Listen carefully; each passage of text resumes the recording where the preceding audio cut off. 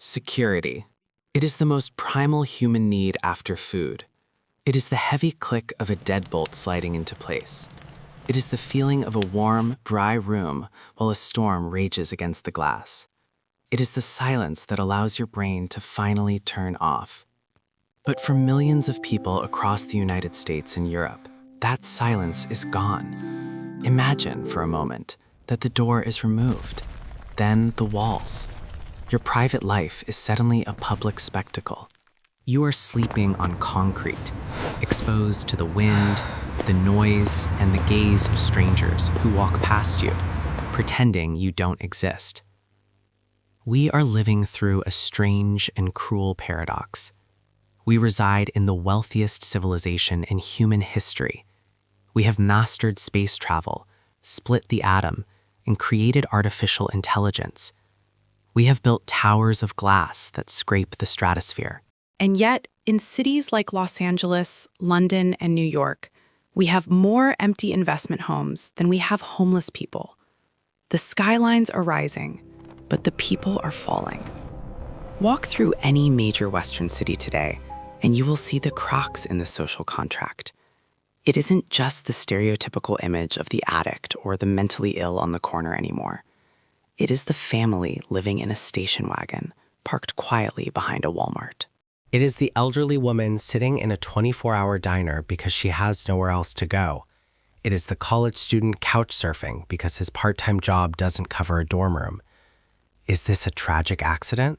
Is it a sudden failure of personal responsibility? Or is the system working exactly as it was designed?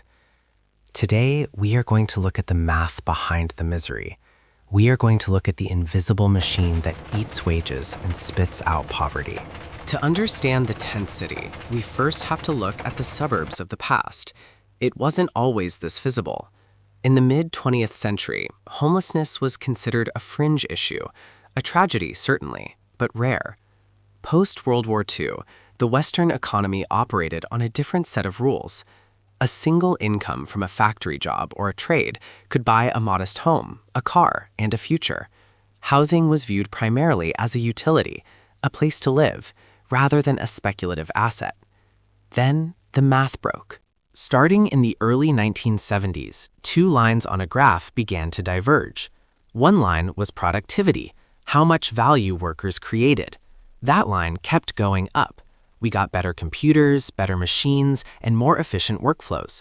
Corporate profits soared. The GDP skyrocketed. But the second line, wages, flatlined. Adjusted for inflation, the average worker today has roughly the same purchasing power as they did 40 years ago. But while paychecks stayed frozen in the 1970s, the cost of survival did not. Healthcare, education, and most critically, housing went to the moon. We entered an era where housing prices outpaced wages by double, triple, sometimes quadruple digits. We created an economy where you have to work 3 times as hard just to stand still. Think of the economy like a trapeze act. We used to have a safety net. If you fell due to mental illness, job loss, a medical emergency, or a bad divorce, the net caught you. It wasn't perfect, but it held. Over the last 40 years, through austerity measures and budget cuts, we didn't just cut holes in that net.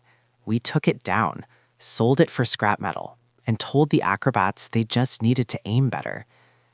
So if people are working harder than ever, why can't they find a place to sleep? The answer lies in a simple, brutal game of musical chairs. In major economic hubs, we have artificially restricted the supply of housing. Through zoning laws, historical preservation acts, and not in my backyard or NIMBY politics, we made it effectively illegal to build affordable homes.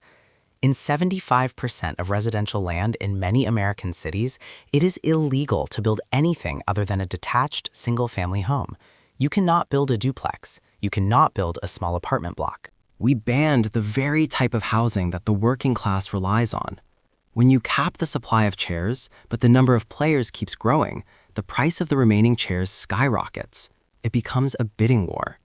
The wealthy bid on the middle-class homes.